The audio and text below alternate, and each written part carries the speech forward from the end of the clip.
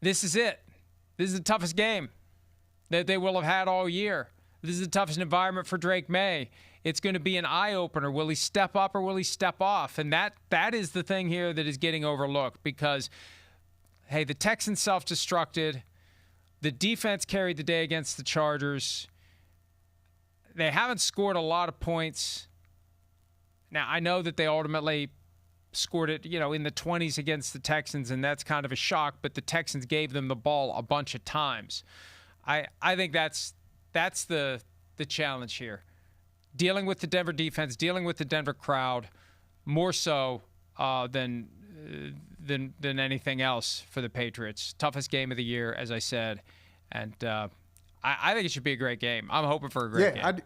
I think so too, Mike, and I'm with you on the easy schedule. Look, it's a historically easy schedule. It's one of the easiest schedules the league has seen in the last 50 years. And you can look that up. That's not an exaggeration. It really is. But there are teams with easy schedules that say, let's say you got 10 games and you look at those 10 games and go, oh, you should win most of those.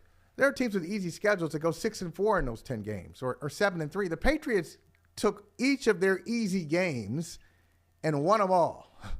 They didn't lose any game that they weren't supposed to lose, except for the first one, to the Raiders.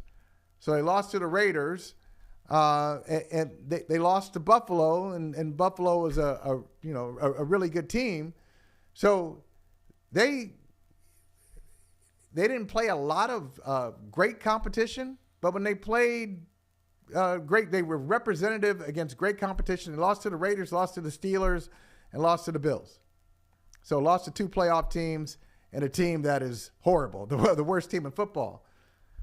But when you give them an opponent, and they'd say, okay, we should beat them, we'll beat them.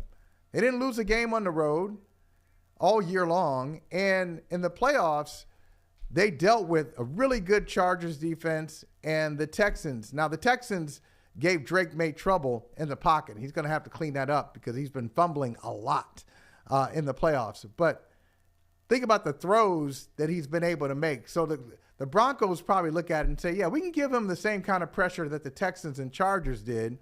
What we can't do is allow him to go down the field. He's great at it. That Kayshon Boutte play, the play to Stephon Diggs, he had a fourth down touchdown to Demario Douglas. The Broncos probably look at it and say, look, if we can just stop Drake Maye from his explosive plays, we got a real shot at this thing. And an easy schedule won't even factor into this game. I don't even think anybody will be thinking about it. You make a great point about the easy schedule because you still have to go out and win the games. And I always say good teams win the games they're supposed to win. Great teams win some of the games they're not supposed to win. And there weren't many games even on the slate that you look at for the Patriots and say, you're not supposed to win it. They should have beaten the Steelers. They outplayed them dramatically that day. And the one thing, this is Tom Brady's revenge on the Patriots. Not that he should want revenge. They put a frickin' statue out there, right? But he does own a piece of the Raiders. You take that week one result, and I know that there's no guarantee anything would have played out the same way if they had won that game. But they'd be playing this game in Foxborough, not Denver.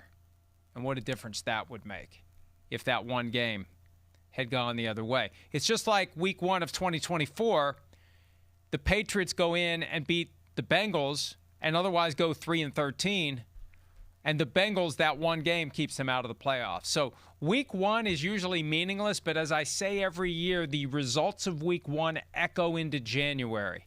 That one game against one of the worst teams in the NFL, they tripped and fell against the Raiders.